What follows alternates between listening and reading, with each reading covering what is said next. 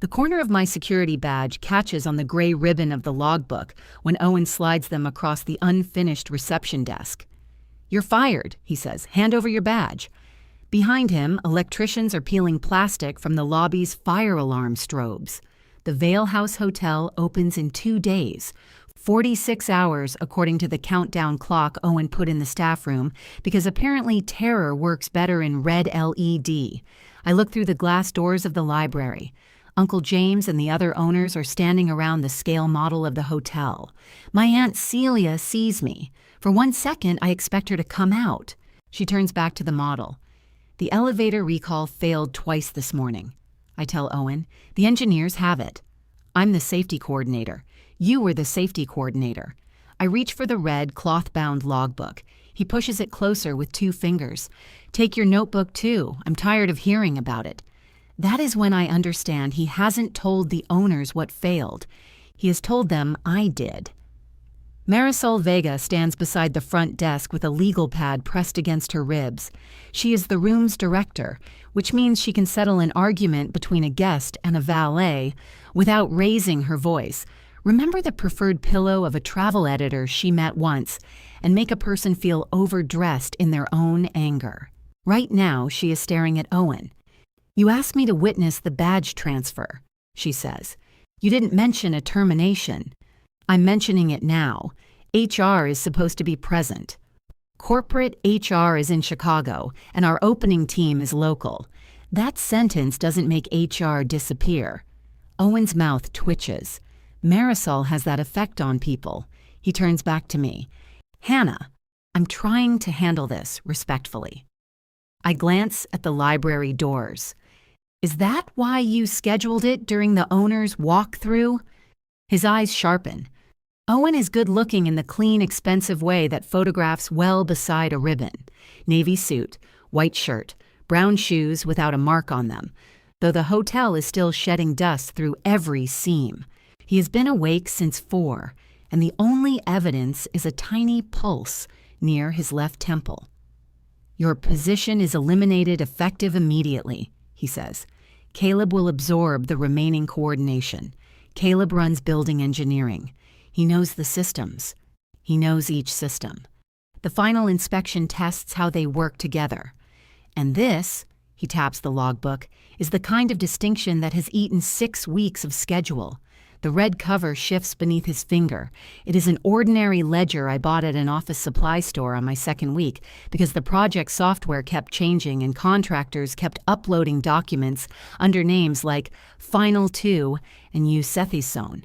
Inside are 18 months of dates, initials, retests, impairment notices, scratched out room numbers, and signatures collected from people who always seem to be leaving for another job site.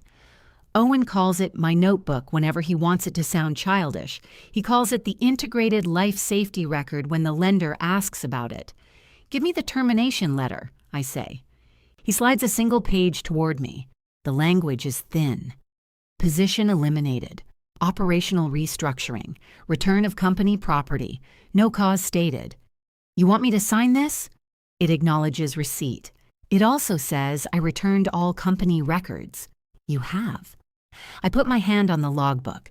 He looks at it, then at me. Marisol lowers her legal pad to the desk. "I'm making an inventory." "That isn't necessary," Owen says. "It is if I'm your witness."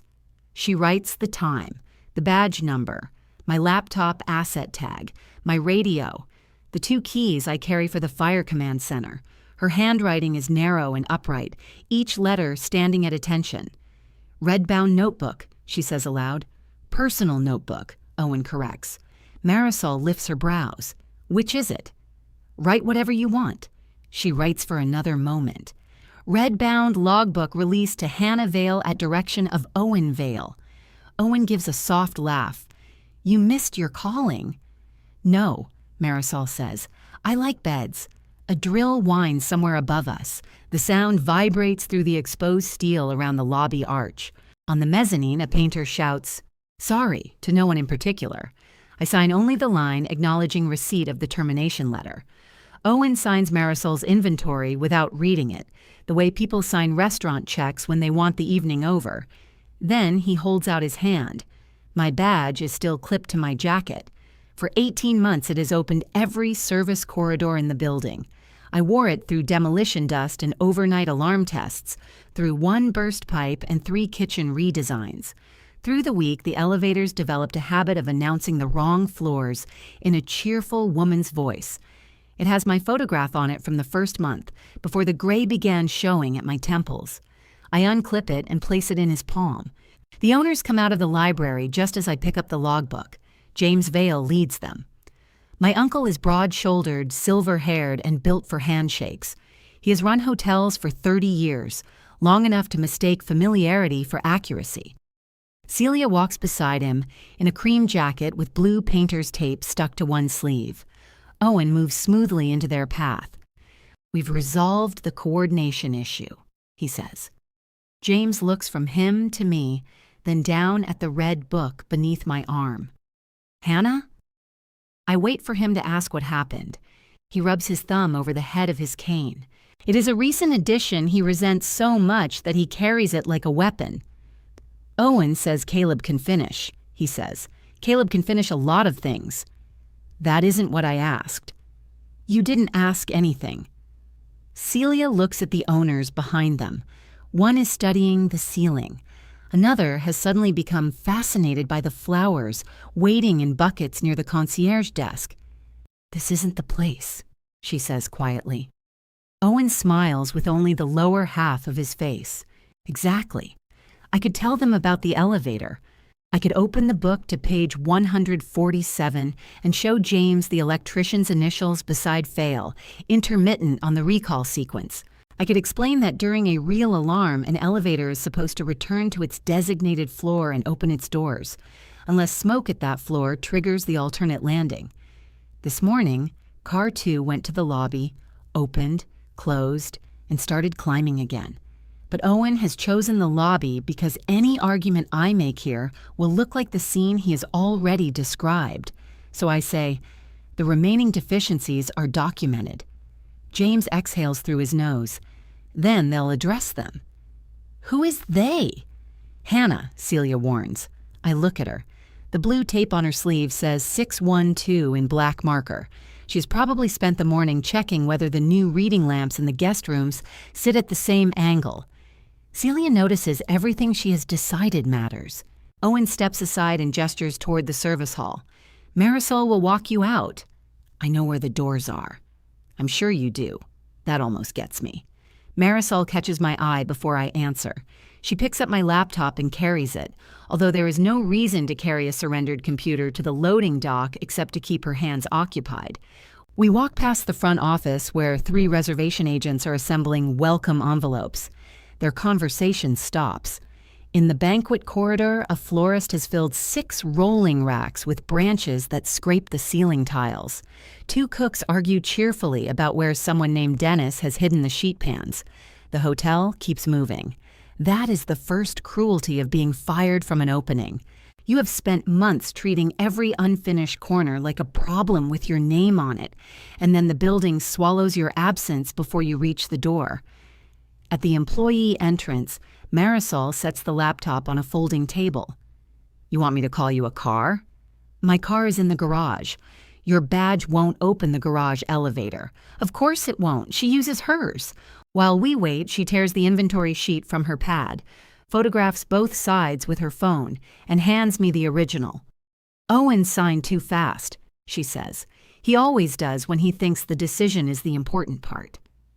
The elevator arrives with a bright chime. The doors open on Caleb Ross, holding a cardboard tray with 4 coffees and a voltage tester sticking out of his shirt pocket. He looks at the book under my arm, then at my face. "Oh," he says. It is such a Caleb response that I nearly laugh. He steps out. "He did it? Your promotion may be faster than expected." "I didn't, I know." Caleb is 40, careful and permanently rumpled, as if a stronger version of him dressed first and left these clothes behind. He was hired 6 months ago after Owen went through 2 chief engineers. He understands machinery. He also believes every conflict can be reduced by speaking 20% more softly. Marshal presses the button for the garage. Caleb blocks the doors with his shoe. Coffee sloshes onto the lid. The elevator vendor is upstairs, he tells me. They're saying the morning failure came from the fire panel programming. The fire alarm contractor says it came from the elevator controller. Correct. And both are leaving at noon. Also correct. You need them in the same room. I told Owen. What did he say? Caleb's eyes flick toward Marshal. She says, I've been fired from 3 hotels. It builds character. He said to get the passing individual test reports into the binder. Caleb says, the individual reports don't cover the integrated sequence. I know. The doors begin pushing against his shoe. Caleb, I say, don't sign anything you didn't witness. His face changes, only slightly. I wasn't planning to. The doors close between us. In the garage, Marshal walks me to my car. It is parked between a plumbing van and a pallet of boxed desk lamps, all of us trapped temporarily under a sign that says, reserved for opening team. She waits while I put the logbook on the passenger seat. Are you okay? She asks. I'm deciding. About whether you're okay? About whether I can afford to be. She leans against my car. Her hotel smile is gone. Last week, Owen asked me how quickly we could retrain the night team if there were changes to emergency procedures. I look at her. What did you say? That emergency procedures aren't cocktail menus. Then he asked for a number. Why didn't you tell me? You were standing behind him. That lands harder than I expect. Marshal folds her arms. He's been building a file. On me? On delay. Every time you held something open, he wrote down the cost. Every time you cleared something, he called it routine. I glance through the windshield at the red logbook. Its cover is faded at the corners. A gray ribbon marks the current page, the same ribbon that caught on my badge upstairs. My father used to say a hotel opening was 1,000 people agreeing to lie about whether the place was finished. He had been chief engineer at 3 properties and hated grand openings, champagne and decorative plumbing. When he retired, I thought I had escaped inheriting his suspicion of anything described as seamless. Apparently, suspicion is patient. Marshal touches my shoulder once. Send me your personal email, she says. You already have it. Send it again. Officially, I'm forgetful. After she leaves, I sit behind the wheel without starting the car. My phone shows 9 missed messages. 2 are from contractors. 1 is from Celia. 6 are from people inside the building who must have watched me cross the lobby carrying the red book. The first contractor message is from Luis Ortega, the electrical foreman. He has sent a photograph of the elevator controller with a yellow tag hanging from it. Call me before they remove this, the message says. The second is from Priya Shah, whose company commissioned the fire alarm. I hear you're off the project. Need written direction on today's retest. Owen says, proceed under Caleb. Caleb says, hold. Then Celia's message appears. Please don't make this uglier than it needs to be. Return the hotel records to James tonight. We can discuss everything after opening. I read it twice. Not come to dinner. Not tell me what happened. Return the records. I open my email and attach photographs of Marisol's inventory, my termination letter, and the page of the logbook showing the elevator failure. I address the message to Owen, James, Celia, Marshal, and Caleb.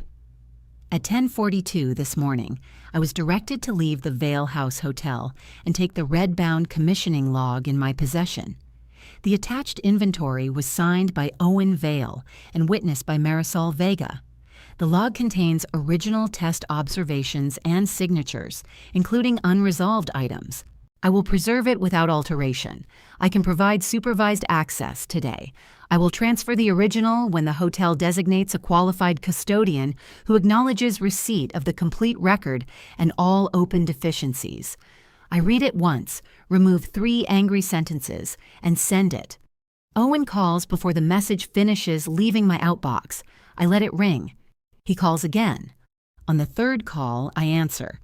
You need to bring that book back, he says. You told me to take it. That was before I understood what you had mixed into it. You mean the hotel records? I mean proprietary information, which you listed as my personal notebook. Silence stretches between us. Through the concrete wall, I hear the muffled thump of construction above. His voice changes when he speaks again. The anger disappears. Owen is most dangerous when he becomes reasonable. We're family, Hannah.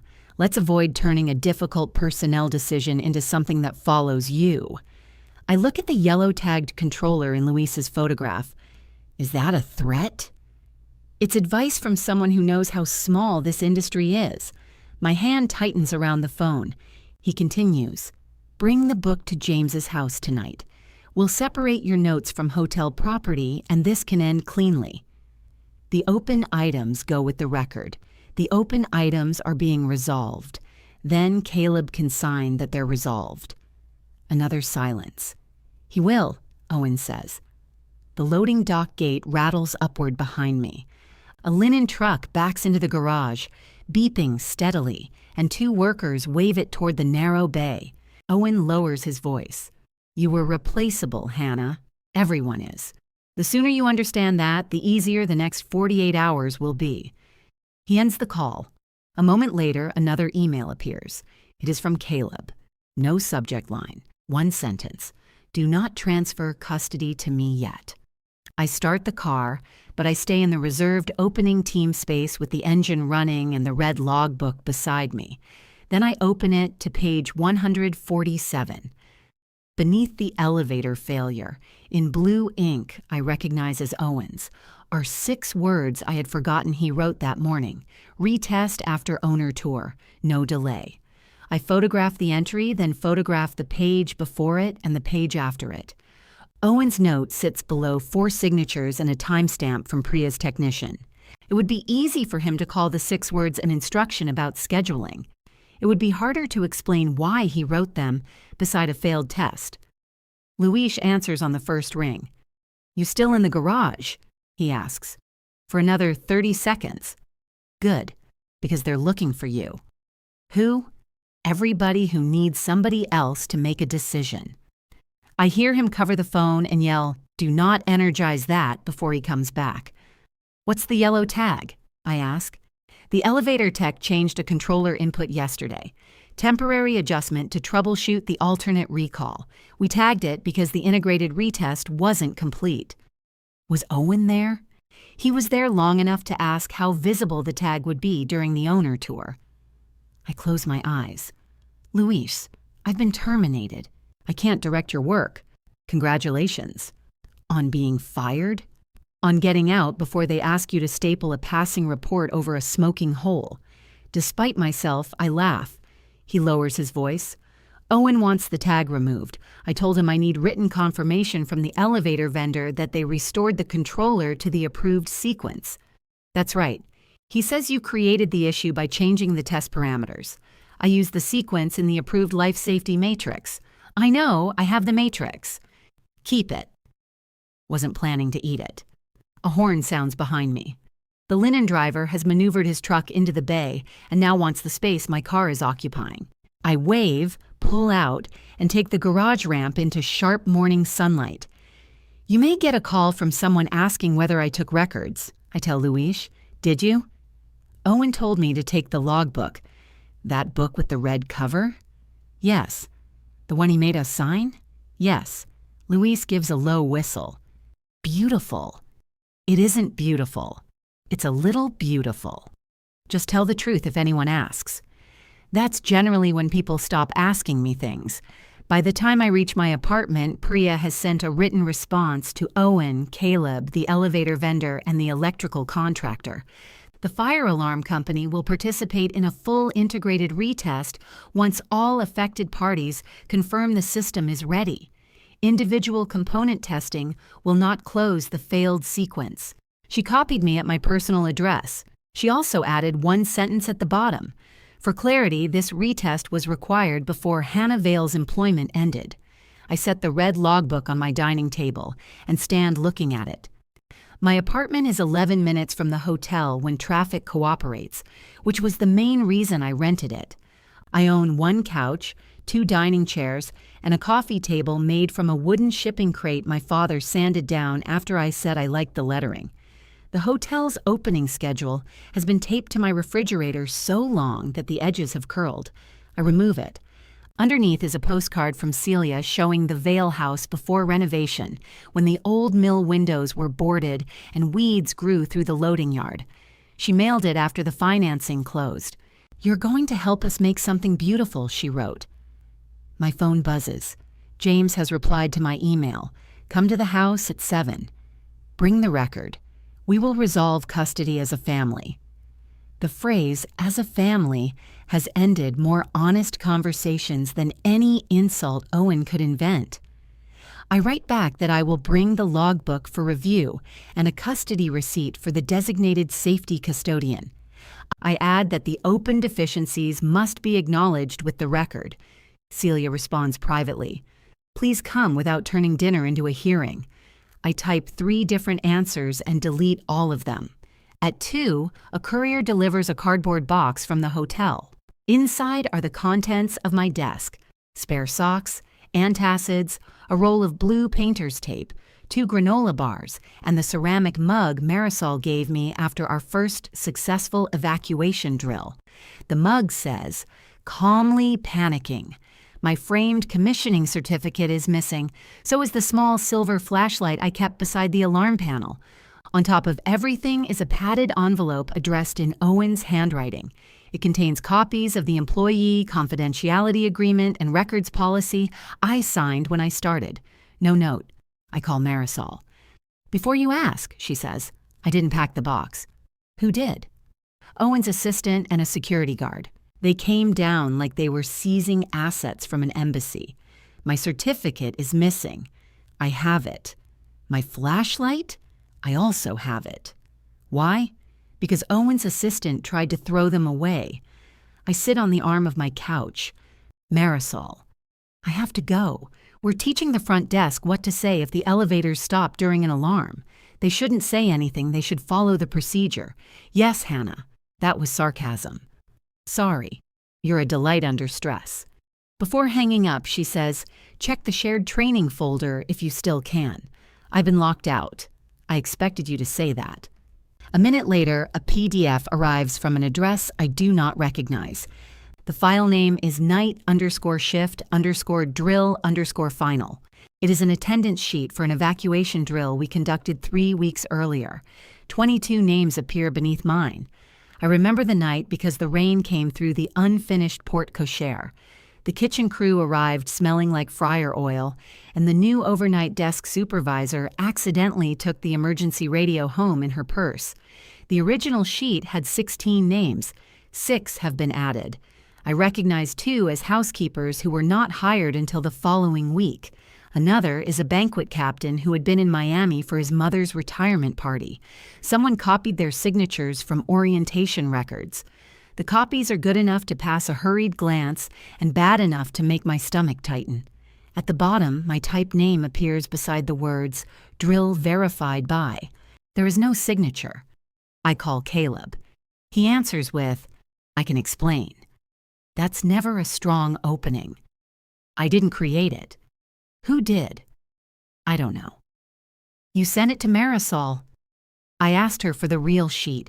She said it had already been replaced in the binder. "Where is the original?"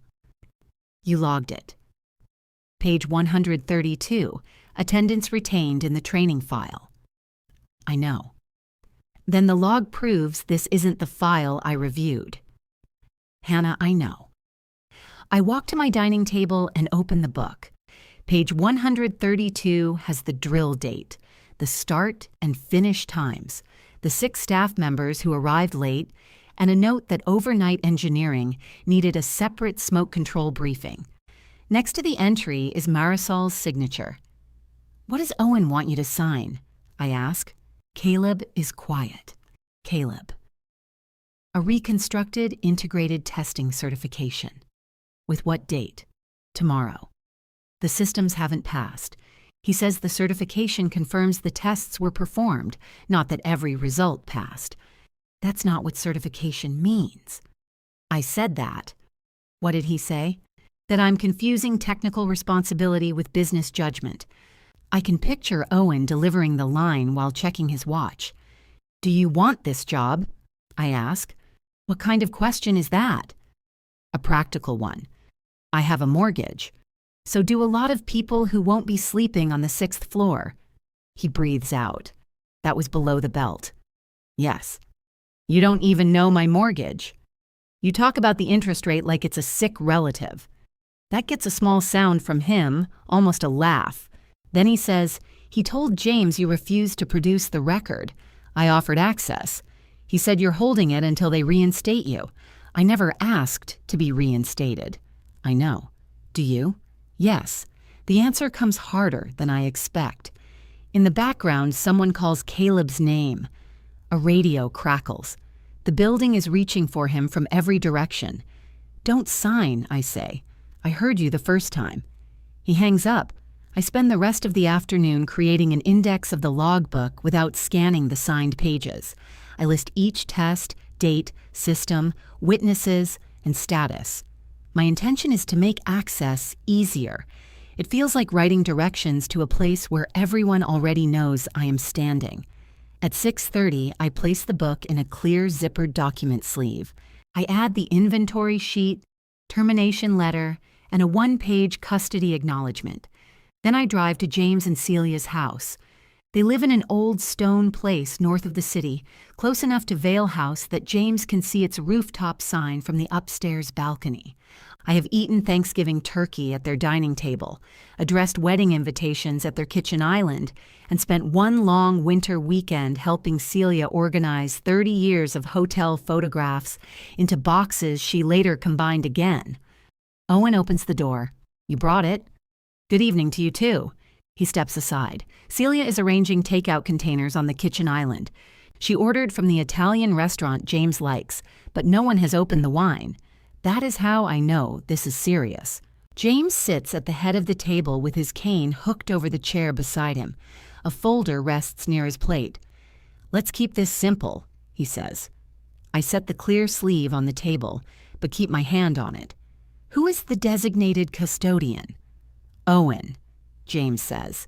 Owen fired the person maintaining the record and called it personal. I need written confirmation that he accepts the full book, including unresolved deficiencies. James stares at me as if I have begun speaking through a mouthful of nails. It belongs to the hotel. I agree. Then give it to the hotel. Owen directed me to take it. I'm offering to transfer it with a receipt. Owen pulls out a chair. She wants me to sign a statement validating every note she made. It says you acknowledge receipt. It doesn't validate anything. Your index describes 5 items as open. 5 items are open. 3 were corrected today. Then whoever witnessed the corrections can update the record. Celia puts a container of pasta down too firmly. Sauce jumps onto the lid. Sit, she says. I sit. For several minutes, we eat as if the tomato sauce has created a temporary truce. James cuts 1 ravioli into 4 pieces. Owen checks his phone beneath the table. Celia asks whether I want salad in the same voice she once used to ask a contractor why a suite had arrived without a bathtub. Finally, James opens the folder. Inside is a spreadsheet of project delays. Each row has a date, a decision, and a cost. My name appears 23 times. Held kitchen commissioning pending gas connection, $8,400. Required second stair pressurization test, $11,700. Rejected temporary staff egress route through active construction zone, $4,900. Delayed model room occupancy due, missing smoke seal, $2,100. The total at the bottom is $186,420. Owen says these were judgment calls, James says. They were. And your judgment was always to wait. My judgment was to complete the work. You know what happens if we miss the loan date? I know what happens if we open with unreliable recall. People lose jobs. People are working in a building with a failed sequence. Owen leans forward. That's exactly the problem. Every discussion with you becomes a catastrophe. An elevator leaving the recall floor during an alarm is a specific failure. It happened once, twice, under an artificial test. That is what a test is. Celia closes her eyes. James taps the spreadsheet. Your father understood operations. The words land softly and still manage to cut. My father would have closed the elevator. Your father knew when a building needed pragmatism. My father retired after you opened a hotel over his objection to an untested smoke control system. Celia says my name. James's fork strikes his plate. And nothing happened. That isn't the same as being right. Owen sits back, watching us. He has arranged the room so well that for a moment I almost admire him. This was never dinner. The spreadsheet, the deadline, my father. He brought all of it here because he knew James would defend the hardest decision he'd ever gotten away with. I zip the document sleeve closed. James's face darkens. What are you doing? Taking the book home. You came here to resolve this. I came to transfer it to a responsible custodian. I own the hotel. And Caleb is your chief engineer. Owen is the director. Owen is refusing to acknowledge the open items. Owen's phone buzzes. He reads the screen and something small changes behind his eyes. What? Celia asks. He sets the phone face down. The fire marshal confirmed 8 a.m. Monday. Celia looks at the calendar on the wall, then toward me. Opening is Tuesday, she says. I'm aware, Owen replies. James points at the book. Leave it here. I stand. I'll bring it to any supervised review. I'll transfer it when the full record is accepted intact. Owen rises too. If you walk out with hotel property after a direct demand from the owner, I will document that refusal. Use Marisol's inventory as the first attachment. For the first time all evening, Celia looks frightened rather than angry. Hannah, please. I pause at the kitchen doorway. She says, You're making them choose between you and the hotel. I look at the blue painter's tape still stuck to the side of my document sleeve. I must have carried it home from my desk box. In black marker, someone has written 612. No, I say. Owen already made that choice for them. Outside, I place the logbook flat on the passenger seat. Before I can start the car, an email arrives from a recruiter I spoke with the previous month. She had called that morning about a regional safety position. Hannah, given the concerns raised regarding your departure from Vale House and the handling of confidential project records, we are pausing your candidacy pending clarification. A second message arrives from Owen, copied to James, Celia, and corporate counsel. It formally demands the immediate return of all hotel property. Attached is Marisol's inventory. The line identifying the red-bound logbook has been removed. I enlarge the attachment until Owen's signature fills my screen. It is his signature. Marisol's is there too. The time, badge number, laptop tag, radio, and fire command keys are exactly as they appear on the paper beside me. Only the logbook line is gone. The spacing has been tightened so the gap disappears. I photograph the original again under the dome light with the email visible on my laptop behind it. Then I forward Owen's message to Marisol. Did you revise the inventory? Her answer comes before I reach the end of James's driveway. Absolutely not. A second message follows with the photographs she took at the employee entrance. One shows the full page. The other is close enough to read the disputed line and both signatures.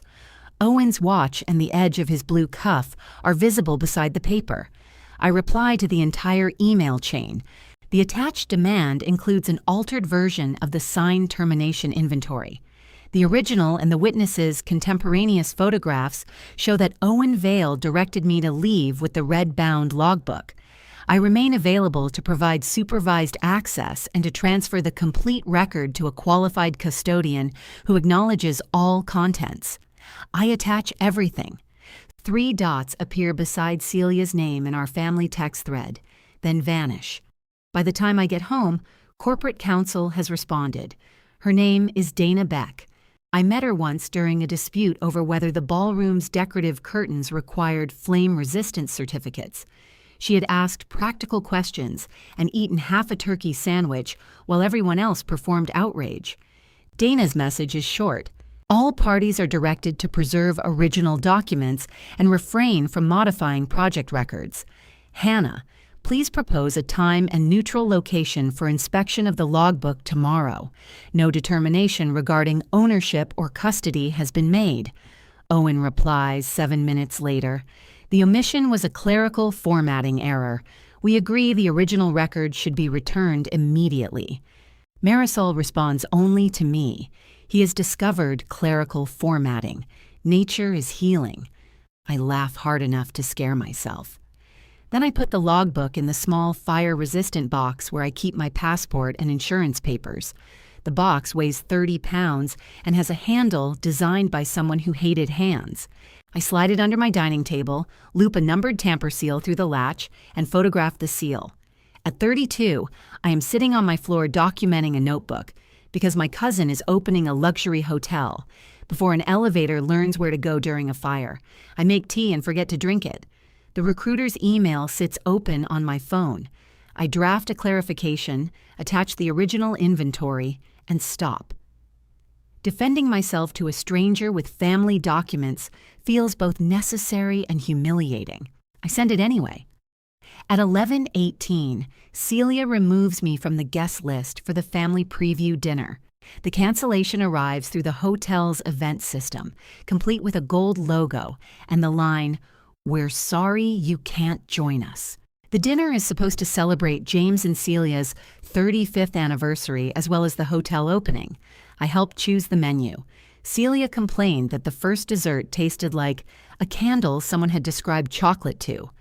I stare at the cancellation until another message arrives, this one from her directly. I think some distance is wise until this is settled. I type, "I'm 12 minutes away." I type, "You watched him fire me." I type, "Happy anniversary." I send nothing. Dana arranges the document review for 10 the next morning in a conference room at her downtown office. Owen objects to the location, then to the time, then to my request that Caleb attend as the proposed technical custodian. Dana ignores the first two objections and accepts the third request. I arrive with the sealed firebox on a luggage cart borrowed from my apartment building. Dana looks at it and says, "I appreciate preservation. I'm less enthusiastic about furniture damage. It has rubber feet. That puts me at ease." Her conference room smells like coffee and dry erase marker. Caleb sits at the far end with his reconstructed binder. Owen has brought James and 2 copies of the records policy. James does not look at me. Dana examines the numbered seal, compares it to my photograph, and watches me cut it. I remove the clear sleeve and place the red logbook on the table. Owen reaches for it. Dana puts one finger on the cover. "We're inspecting it here. I'm the hotel director, and I'm the person your father pays to prevent sentences like that from becoming exhibits." Caleb coughs into his fist. For the next 2 hours, we compare the logbook index to the reconstructed binder. It is slow, ordinary work. Dates, report numbers, witness names. Priya joins by video for the alarm records. Luis joins for 12 minutes from his truck and spends 5 of them trying to make his camera show something other than his chin. The rebuilt file contains most of the individual reports. It does not contain the sequence narrative for the failed elevator recall. It contains the expanded night drill attendance sheet. It also contains a kitchen hood suppression acceptance report dated 3 days before permanent gas service reached the building. "That test was conducted with cylinders," Owen says. Priya frowns from the screen. "A functional discharge simulation?" The contractor tested the system. Caleb flips through his binder. The final appliance interlock verification happened later. "Where is it?" I ask. He finds an email printout. The hood contractor confirmed that the gas valve and electrical shutoff operated after the appliances were connected. There is no witness signature from the owner's representative and no cross-reference in the reconstructed record. I turn the logbook to page 119. My entry identifies the original test as preliminary. Beneath it, in green ink, the kitchen contractor wrote, "Final interlock retest required after gas release." Owen looks at the page.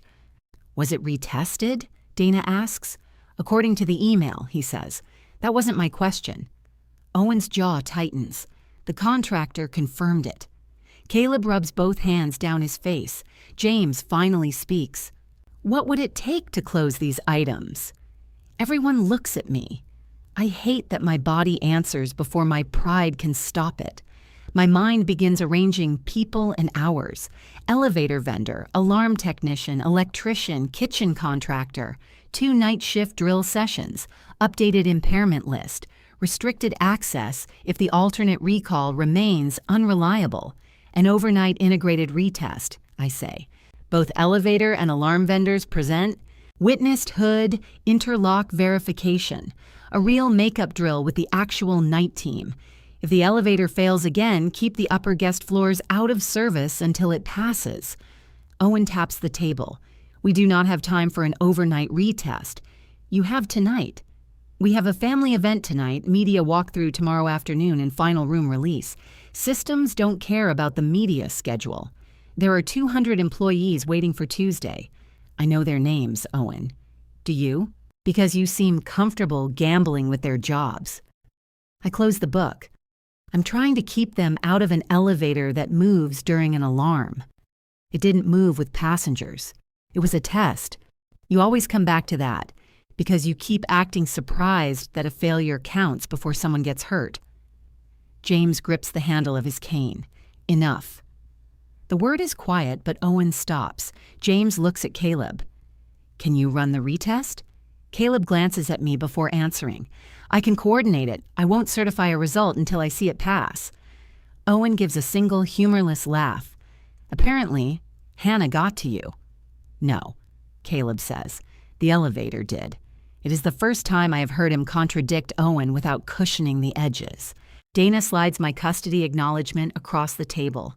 Caleb, are you prepared to accept this record intact and acknowledge the unresolved entries? He reads the page. Before he can answer, Owen pulls it away. We are not signing a document drafted by a terminated employee.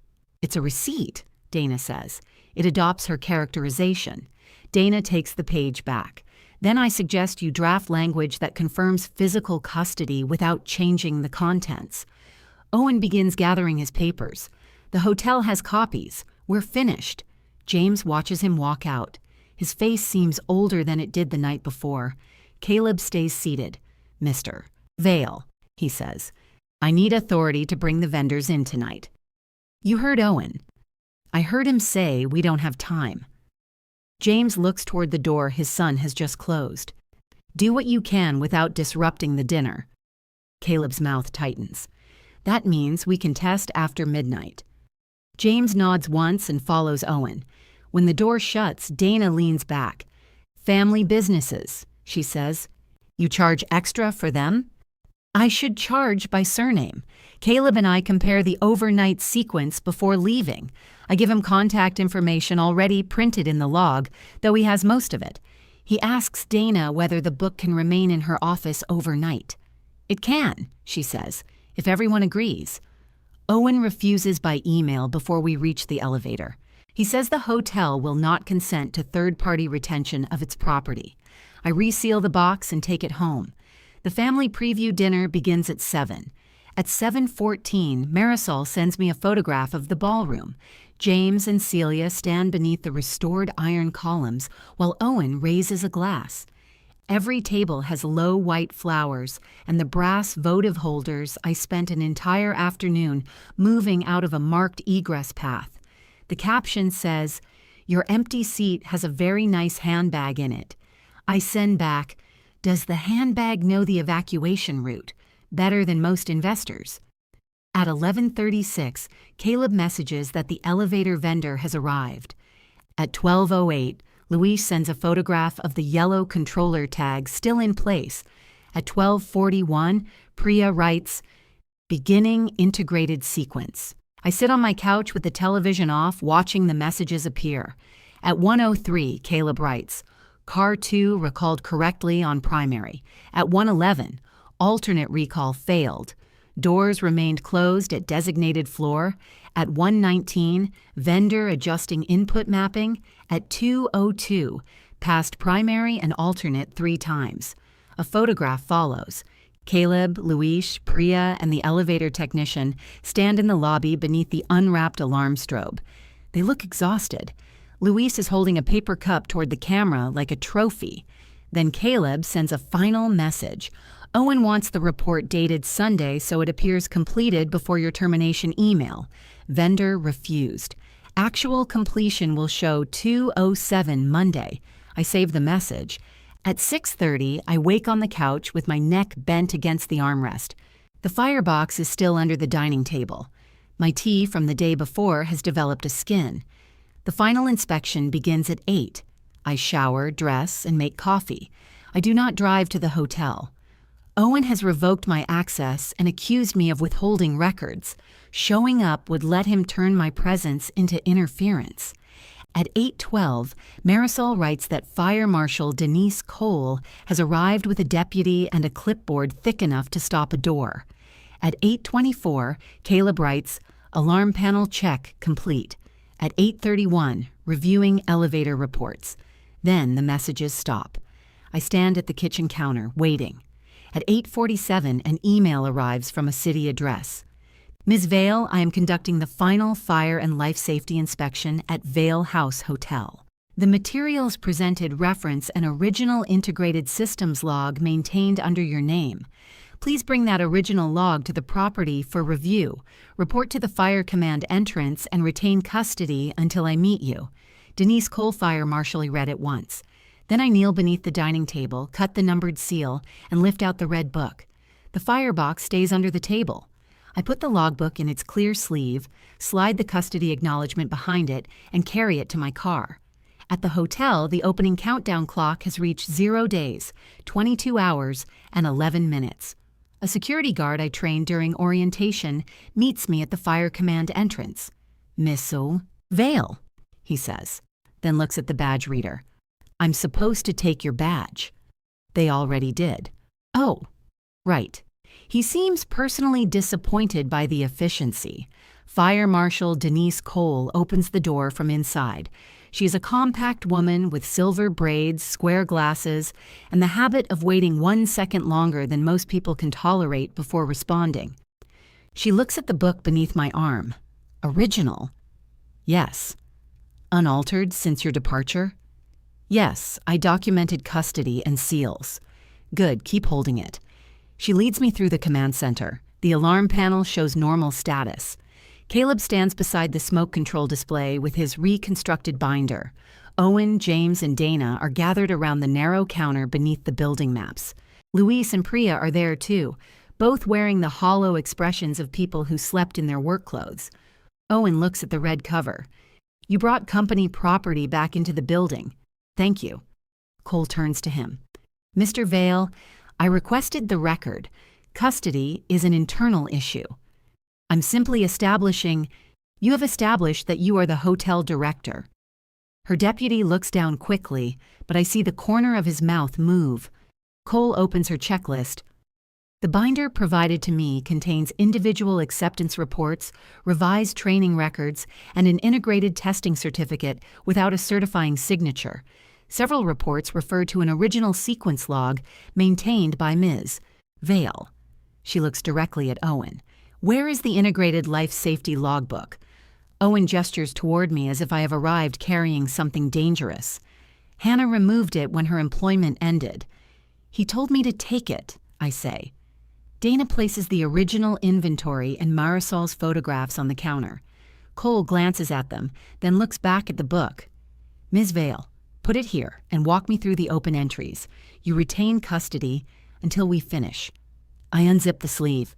For 18 months, I open the logbook every morning with coffee beside me and some new person explaining why their missing signature was an administrative detail. Now the gray ribbon still marks page 147. Owen's 6 words sit beneath the failed elevator sequence. Retest after owner tour. No delay. Cole reads the page without speaking. The retest was completed overnight, Caleb says. Primary and alternate recall passed 3 consecutive cycles at 2:07 this morning. After the controller input was corrected, Cole asks, yes. Why does this page still show the item as open? Because Hannah wasn't here to update it, Owen says. Cole looks at me. I was fired before the retest, I say. The current result should be entered by the person who witnessed it.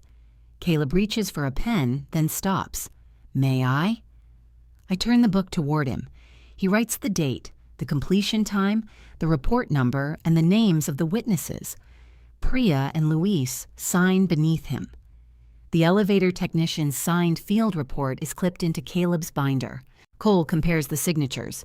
Was there an attempt to date this test earlier? No one answers immediately.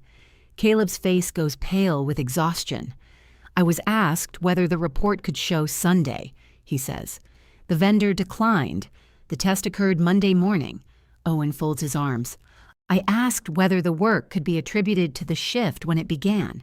No one was asked to falsify anything. Luis makes a small noise. Cole turns to him.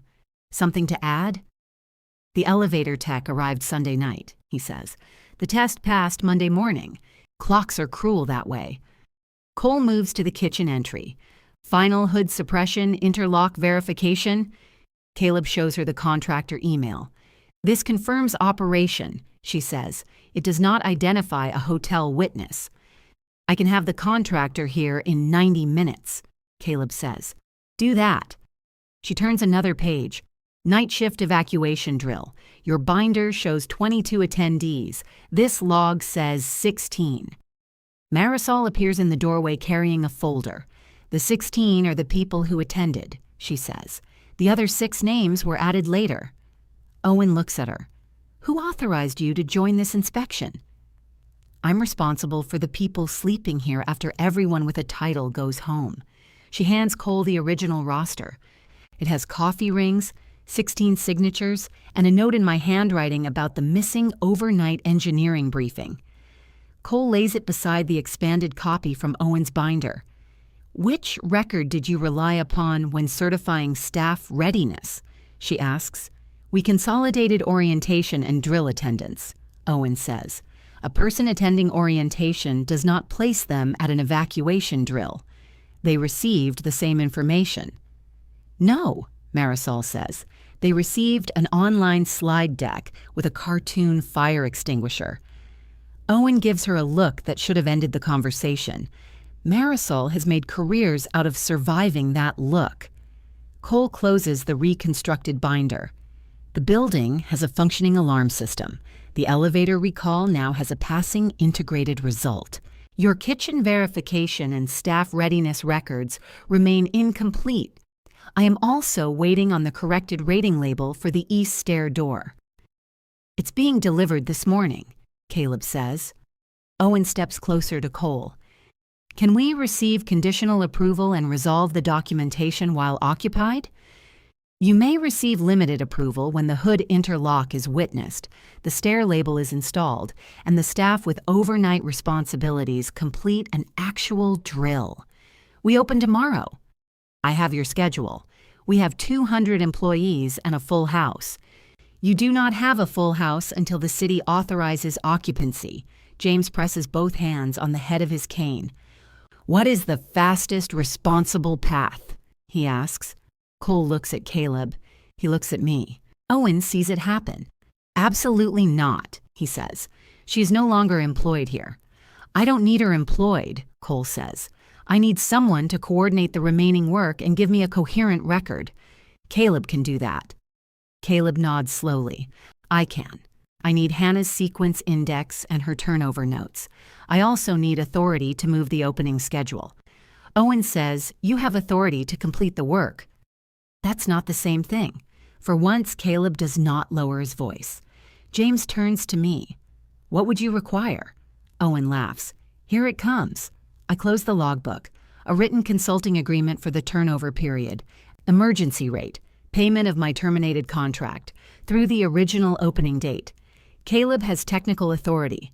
Marshal controls staff scheduling. All test results are recorded with their actual dates. If something fails, we stop and correct it. You're using the inspection to negotiate money, Owen says. I offered supervised access for free. This is extortion dressed as professionalism. Dana removes her glasses. Please stop generating new sentences for me to manage.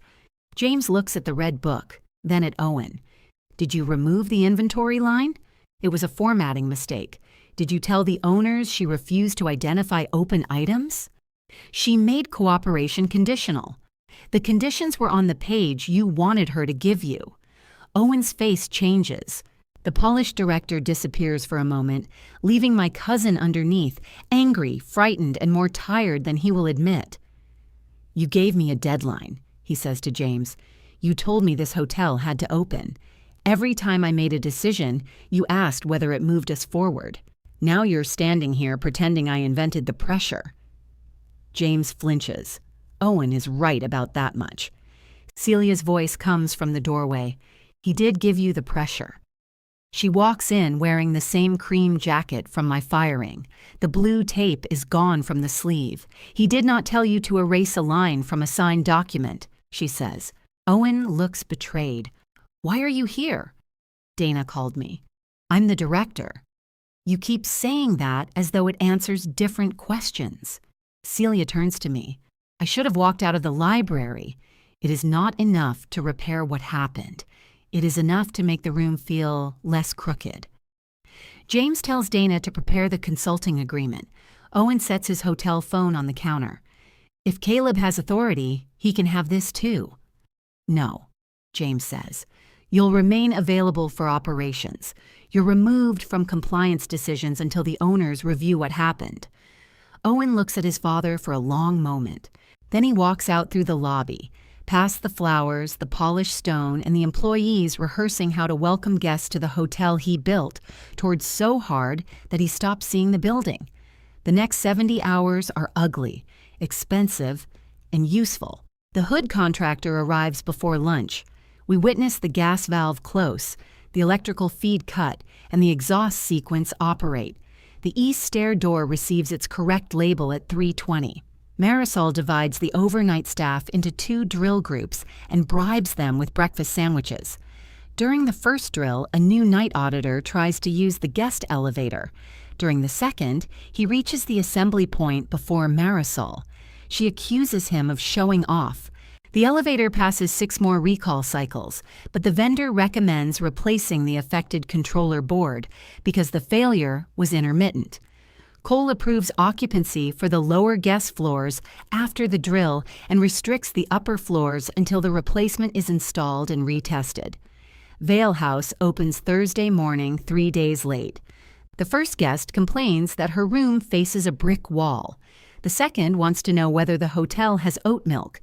By 10, the lobby sounds like a hotel instead of a project. No one asks about page 147. That is how safety work is supposed to feel when it succeeds. I finish the turnover index, sign the consulting invoice, and transfer the logbook to Caleb. Dana drafts the custody receipt herself. It identifies every open item, every completed retest, and every attachment.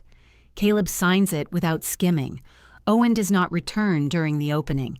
He spends the next several weeks telling the owners that the delay resulted from my removal of critical records. Dana circulates the email in which I offered access 2 hours after being fired. Marshal supplies the original inventory. Caleb provides the request to backdate the elevator report along with the actual field record. Owen resigns before the owners finish their review. He sends me one message. I hope being right was worth it. I think about answering for most of an evening. Then I delete it. The settlement takes longer. Dana is practical rather than miraculous, and James argues over every dollar as if financial resistance might restore his authority. In the end, the hotel pays the remaining balance of my contract, my emergency consulting invoice, and a modest separation amount. More important to me, the company sends a written correction to the contractors and recruiters who were told I removed records without authorization. The recruiter who paused my candidacy asks whether I want to resume the interview process. I decline. Priya's systems engineering firm offers me a regional commissioning position. She presents it over coffee with a salary range written on a napkin because, according to her, official offer letters encourage otherwise reasonable people to become theatrical. It involves travel, she says. How much? Enough to develop strong opinions about airport carpeting. I accept. James asks me to come back to Vale House first. He calls it Director of Safety Compliance. The title is larger than the authority he describes. Under Owen's old reporting structure? I ask. Owen is gone. The structure isn't. He looks down at his cane. I made mistakes. Yes. He waits, perhaps expecting me to soften the answer. I do not. Celia and I begin with coffee in public places. She apologizes in pieces. For believing speed and competence were the same thing. For canceling the anniversary invitation. For turning away in the lobby because the owners were watching. I never tell her it is fine. Months later, my new firm sends me to Vale House for a routine systems audit. Caleb meets me at the fire command desk. The replacement elevator controller has been reliable for 90 days. Marshal has turned evacuation drills into competitions between shifts, complete with a cardboard trophy Luis made from an electrical junction box.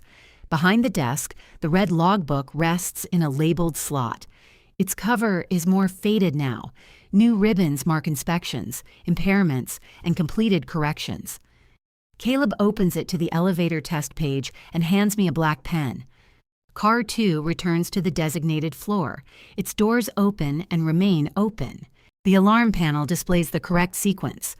I sign beneath my old entry. Then I close the red cover and slide the book across the desk to Caleb. He puts it back where it belongs.